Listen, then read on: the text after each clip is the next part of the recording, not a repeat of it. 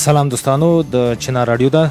د دې وخت لنډ خبرونه درته زه احمد پیغام وایم. بسم الله الرحمن الرحیم. د شکایتونو کمیسیون وایي د 2928 ټاکنیزو محلونو رایې بیا شمیرل کیږي. د ټاکنیزو شکایتونو کمیسیون په 9 ولایتونو کې د 381 استنافي اعتراضي شکایتونو د ثبت خبر ورکړی وایي چې د نږدې 3000 محلونو رایو د بیا شمیرنې طرحه په 2 ورځو کې د ټاکنو له خپلواک کمیسیون سره شریکه شي.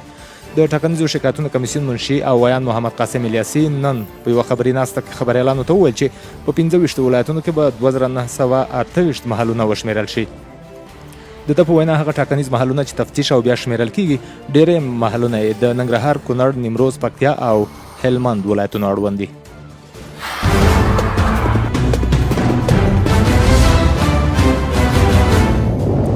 اخوا د برمل خلک وایي پولیس د کورونه د قومي مشرانو په حضور کې تلاشي کړي. د پکتیکا د برمل ولسوالۍ سلګونه قومي مشرانو د امنیه له قمندان سره په ځانګړې لیدنه کې غوښتنه وکړه چې د خلکو د کورونو تلاشي د قومي مشرانو په شتون کې ترسره شي. دوی دا غوښتنه په داسې حال کې وکړه چې 2 ورځې مخکې پولیسو د برمل ولسوالۍ د ټنډې مرغې په سیمه کې کورونه تلاشي کړي وو. د برمل ولسوالۍ د احمدزي وزیر او قومي مشر ملک پیر محمد وویل چې حکومت د تلاشۍ پر مهال له دقیقې او کره اطلاع په ګټه اخیستنې د کلي د مشر یا ملا امام په شتون کې تلاشي وکړي. د برمل د باډر کلي اوسیدونکي وایي چې 2 ورځې وړاندې د پولیسو له لوري د یو کور د تلاشۍ له امله د یادې سیمې خلک خفه شوي او دردېدلي دي.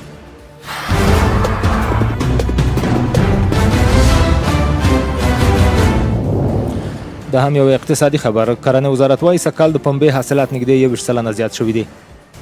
د کرنې وزارت وایي د تیر کال په پرتله روان کال د پنبې یا مالوچو حاصلات نږدې 21 سلنه زیات شوي دي. د دغه وزارت ویان اکبر رستمي وایي تیر کال د افغانستان د پنبې د تولید کچه 55,000 او 450 ټنه وه، په داسې حال کې چې روان کال 73,000 او 119 ټنو ته رسېدلې ده. په هیواد کې د پنبې د کچې په زیاتوالي کې د پر وخت ورښتونو او مناسبه آب و هوا ترڅنګ د کرنې وزارت تخنیکي او ترویجي مرستې او سلا مشورې هم اغېزناکې تمام شوي دي.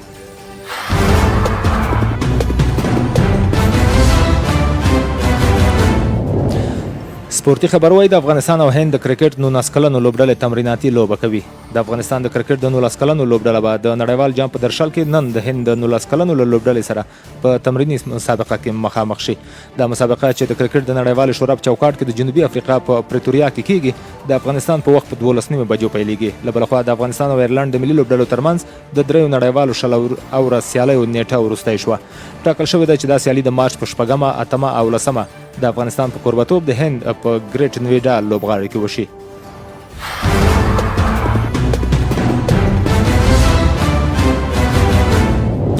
د هم څو لنډ بهرني خبرونه. پر زده کړو بوخت له امریکا د 10 سعودي پوځیان وایستل شول. د CNN د راپور له مخې تر 10 ډېر سعودي پوځیان به چې د امریکا په پوځي اډو کې په زده کړو بوخت دي له دې هېواده وایستل شي. دا پرېکړه وروسته له دې شوې چې تېره میاشت د سعودي عربستان د هوایي ځواک یو افسر د فلوریدا د سمندري ځواک په اډه کې ډزې وکړې او 3 امریکایي ماڼوګان یې ووژل. دا کسان د هغو 850 سعودي پوځي زده کوونکو په ډله کې شامل دي چې د امریکا په متحده ایالتونو کې حربي زده کړې کوي.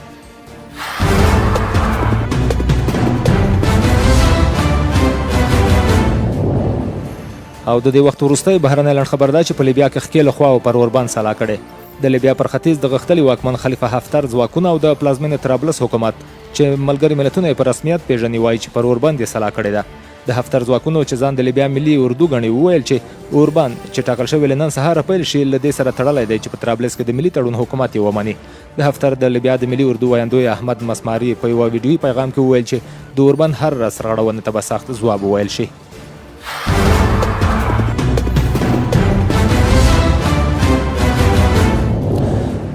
درنو اوریدونکو، د چینار له راډیو څخه د دې مهال وروستي لنډ خبرونه هم دومره وو. له ملتیا مو مننه.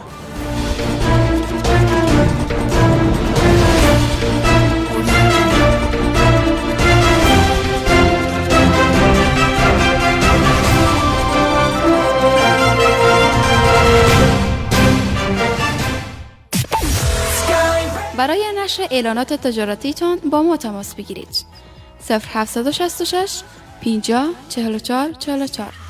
رادیو چینار، رفیق تجارت شما.